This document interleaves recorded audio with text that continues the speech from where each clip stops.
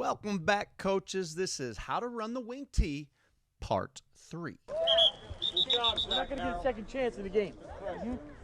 Making Part 3 here took me a little longer, a lot longer than I expected it to, but I finally got around to making it, and today we're talking about the 30 series. Now, the 30 series in the Wing T is power, counter crisscross, and tackle trap. Now, there's, of course, more to the series, and you can find out more, but these are really the nuts and bolts of the series. Before we jump in, I want to say thank you to our members. Here's a quick look at our latest guys that have signed up. Membership gets you access to our latest professional productions. You can see right here that there are 6 videos just that have released in the last month, and I'm just about to hit the road again because it's football season, and we'll be releasing lots of mic'd up practices. Just click the join button below to see what we've got. Back to the Wing T, we got to start it off with power. Now, so many offenses start with power. For one, I got to be honest, I have never installed power in our Wing T. Now, I've been close a couple times, and the reason I've been close is because when you run buck sweep and you're pulling 2 guards, there's a lot of run-through lanes there. And especially if you're facing a team that really likes aggressively blitzing their inside linebackers, they can kind of take buck sweep away from you for a night. So power now allows you to leave that play side guard in, and now that fullback can take his place kicking out. And if indeed you do run this as a complement to your sweep, and you're going to run it when you see those inside linebackers playing well, maybe they're just playing extremely close and or blitzing, boom, power can really hurt them because it's hard to play that close and, of course, impossible to blitz and also scrape over the top to play power. Time to get into the nuts and bolts. Now, everything always starts here at the point of attack. Now, keeping in mind that I haven't run power as a part of the Wing T, but of course, being when I was a double wing, double tight team, we ran only power. What I love most about power is always having 2 double teams there at the point of attack. So if indeed we see an even front like you see there on the left, our double teams are going to come from guard tackle and then tight end wing. We're going to get those 2 double teams. And if it's an odd front, then we're going to get the double teams out of center guard and tackle tight end. Your wing then is free. I wouldn't send him down to backer. I would send him straight ahead, aiming at a safety. But if a corner is playing hard and downhill, I would turn out. If he's the first threat, I would head towards safety. And if this corner's getting nosy, turn out and block him. Just get in the way. Now, my favorite way of the double teams, if you haven't seen the double wing video that I produced, is a post and a lead. Now, this language I stole from Mike Johnson, who's a longtime Hall of Fame coach out of Indiana high school football, and he's got a presentation series here on our website, here on the channel, and he talks about this double team always having a post and a lead. So if we look here at the even front drawing, the guard is the post man. He's responsible for squaring that man up and trying to push him vertically, or at the very least, stopping his penetration. And so when I coached a post man, his job was to square him up and stop his penetration.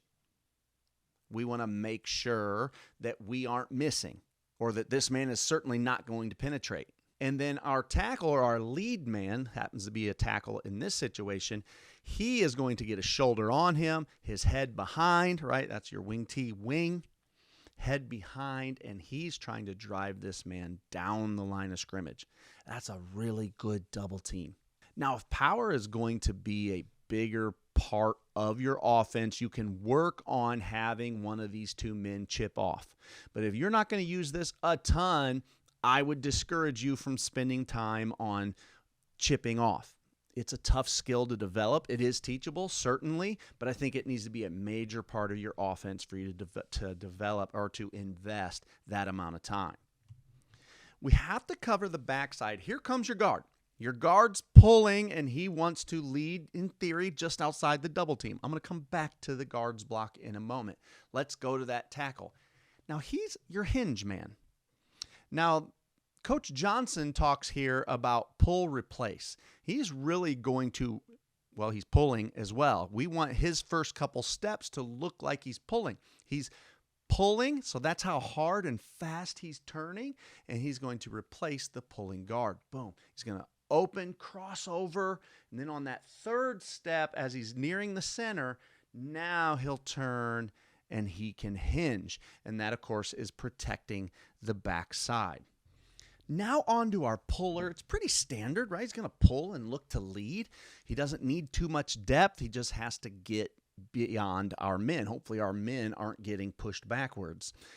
But you'll see there's a dotted line here. Now some staffs are going to take this guard and they're going to say you must get around that second double team. But other staffs, especially one man that I coached against back in about 2016, who probably ran power better than anyone I've seen, really allowed his guard to take the first available window. And a lot of times you'll see a nice large window here in the A gap. He'll allow his guard to run that. You do your own research and decide how you want to coach it. Let's look at the backfield here. Now, it's pretty easy. The hardest job is the fullback.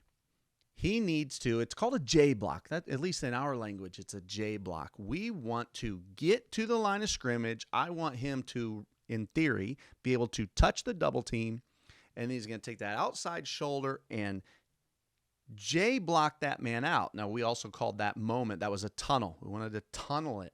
So we are working to get to the double team, kick this man out, and tunnel him backwards. We're actually trying to push him backwards towards the opposite end zone. That's a good tunnel. Now, of course, some DNs are harder to kick than others, but if you got a good sized fullback, hey, it's a better fit for that kid. Your quarterback wants to reverse out, and I say reach the ball to the halfback. We want to get it to him as soon as possible, and the reason we want to reach it out and get it to him as soon as possible, for me, is because that complements our best counter. That's how we hand off our best counter that we have, so I want it to look just like it. And your halfback is going to take off. He doesn't have to take off horizontally, flat, like you would on buck sweep. He can actually start gaining ground to the hole. We want to gain ground right now and get to the point of attack. Now, there is a variation. You've got the power toss variation, and you'll see a lot of teams run this, and there's a couple really good ones in my area that run this. One team who has won 3-4 state titles in the last 6 years, and another team that hasn't quite gotten to that state championship level, but they're even closer to me, and they just continue to win their division. We play in conferences in my area. They just continue to win their conference. They're going 9-0 every year, right? And they're getting knocked out in about round 2 or 3, but they're so good at this power toss. Now, this really goes back to your double wing system. They're just going to quarterback turns, flips it, and then continues to turn, right? So he ends up doing a full spin as he does a 360 of his own, and he leads through the hole as an additional lead blocker. Now, if you want to go further into these two, we do have two here on our channel for members. One is Mike Johnson himself, his video series. He is probably the most detail-oriented wing tee coach I've heard from as far as the actual original system. I think it's worth watching. If you're going to be a wing tee guy, I think you should be very familiar with the original system. And the second is from that team that I told you has won 4 state titles or so, give or take one, in the last 6 years. And that's Byron. And they run the power toss, where the quarterback's going to flip it to him and keep leading. Let's talk now about tackle trap. Now, tackle trap, some of my teams have been better at this than others. I haven't quite solved why that is. Why some teams are better at it than others. I would assume it has something to do with my personnel on the offensive line. But this is a look at tackle trap. We're going to get some motion going to the weak side, and the play is going to come back to the strong side trap, and the ball goes to your halfback. In our illustration here, he's labeled as the F. Right? So he's going to turn and statue. I'll talk more about that later, but he really just turns and poses and then attacks the line of scrimmage. Great play. Tackle trap. Now, up front on tackle trap, it is just as it is called. That tackle is the one trap blocking. It's a trap blocked almost identically to your actual trap, except that is the tackle doing the trapping, which allows the guard to block back for your pulling tackle. You, of course, want to work hard to get your men from the play side down and building a wall towards these backside linebackers. Now, 9 times out of 10, this backer here is actually gone. It's this backer who ends up, because we have motion with it, this backer here who ends up kind of scraping over, and we want to pick him up as he approaches the center. If we get an odd front, I prefer getting a double team right here. We might as well get as much movement as we can right up front, and we're going to hope that we are fooling the backers, which it's more than hope. I mean, you're very confident you're fooling the backers. You're running this play for a reason because backers are flowing hard. That's when counter hits most or best. So I love getting this double team here, and we will trap the first man outside that center. Now we'll talk backfield. Your fullback has to go to that motion. Well, let's start with motion. I want that wing back to get a quick start. He probably wants, you're right, if my count is ready, set, go, I'd like him to leave right at the end of ready. I want the defense to see a handful of steps. I don't really want him to get beyond the fullback, but if it happens, it happens. I need him to get awfully close. And then once the ball's snapped, he needs to keep sprinting and sprint hard and look back for the ball is what I always tell him. Now, the quarterback's not pretending to toss it to him or anything, but I want the guys out here who are watching the wing back, they don't know what the quarterback's doing. They're watching the wing back sprint towards them and with his hands open waiting for something. That's enough to hold them.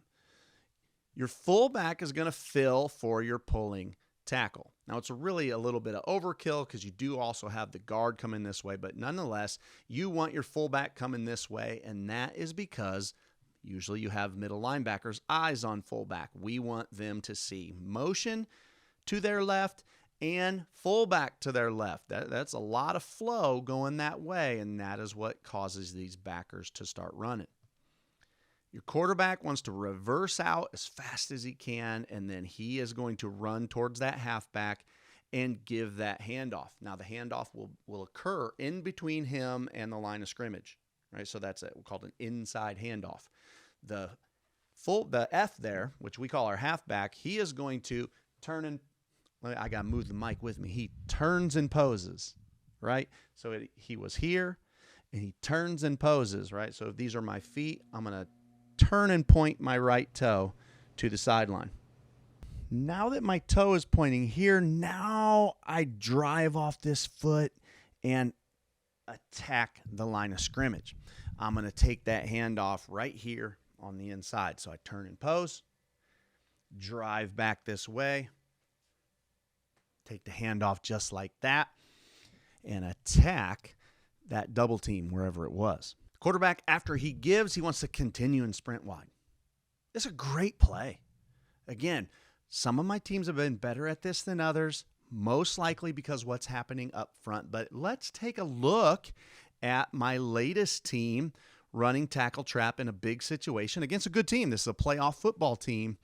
Here you go. Now, I wish that I was zoomed in more. Actually, I can do that. We'll work with the power of editing, post-process here, post-editing, post-production, and I'll zoom in for you.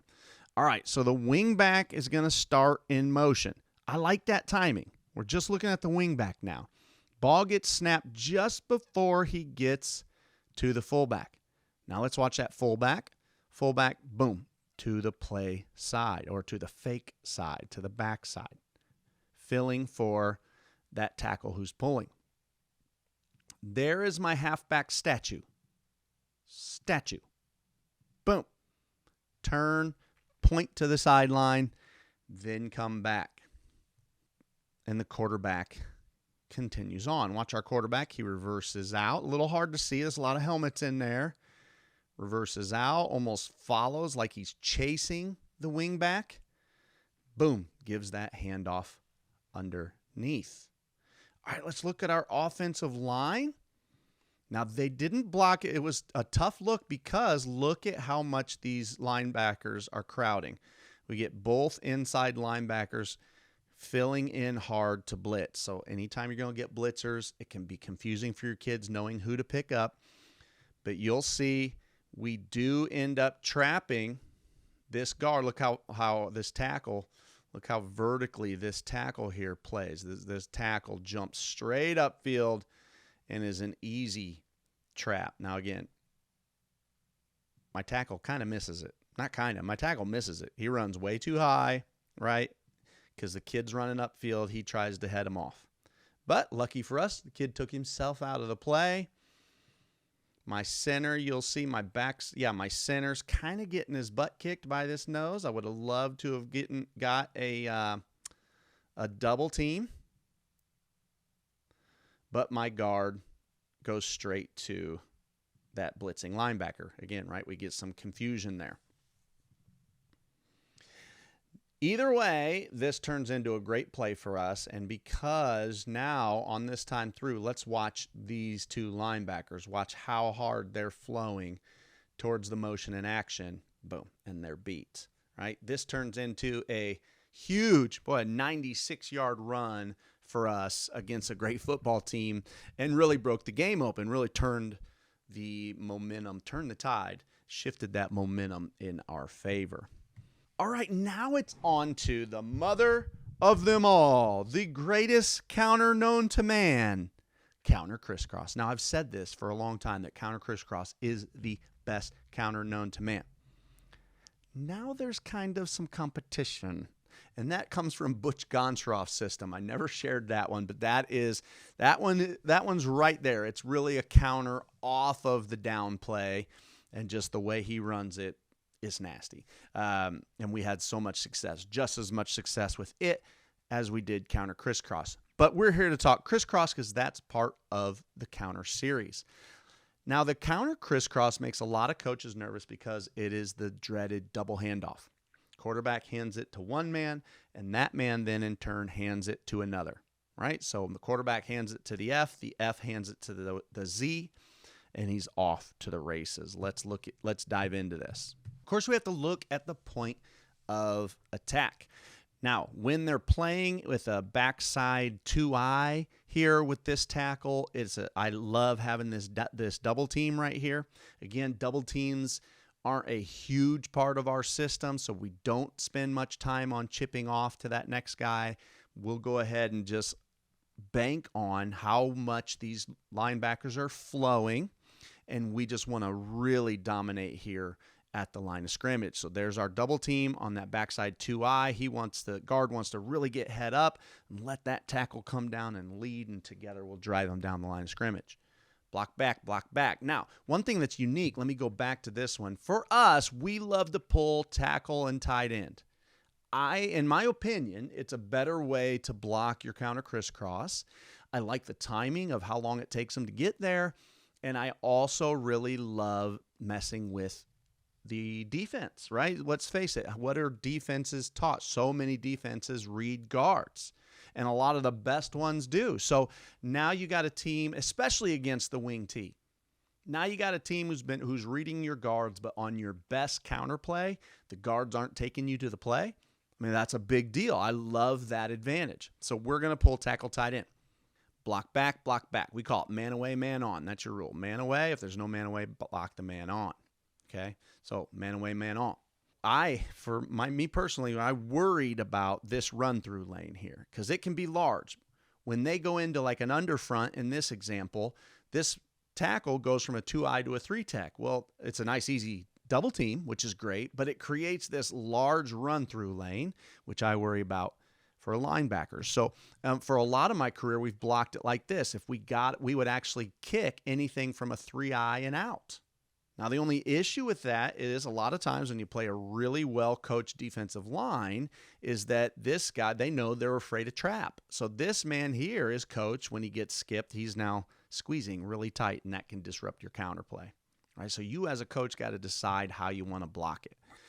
We probably end up, what I like now in this moment, but my mind changes all the time. I like this. I'll just bank on you being fooled. I'm going to bank on linebackers being fooled and not worry about the run-through lane. Instead, I'll worry about this D lineman. Now your backfield, it's unique, but let's go from the easiest parts to the hardest parts. First, your fullback. Your fullback is going to go to the fake side, right? We're running crisscross to our right. We want to fake to the left. The fullback runs and fills in. He replaces your pulling lineman. Okay, so simply a replacement block. Your quarterback, just like he did in power, he wants to take that snap and turn and reach and sprint at that halfback and get him the ball as soon as he can.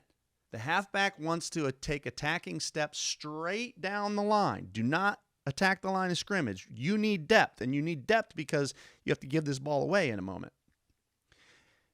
The Z wants to, I think it's better to do it like this. He actually kind of opens and shuffles backwards. He wants depth first so that he can take this handoff at almost a downward angle. Downward meaning at the line of scrimmage. If he can get that ball while he's already going downhill, this play hits better because too many running backs, especially inexperienced ones, if they just start running at the halfback, they take the handoff and now their momentum is going to the sideline and they're too likely to bounce this play to the outside. And the blocking is set to run inside. Now your quarterback, right after he gives, he's got to boot like a madman because he wants to draw attention to him. This is what makes counter crisscross such a great play. See, in a lot of counter plays, when we fake to the left, all these linebackers on the backside are moving left.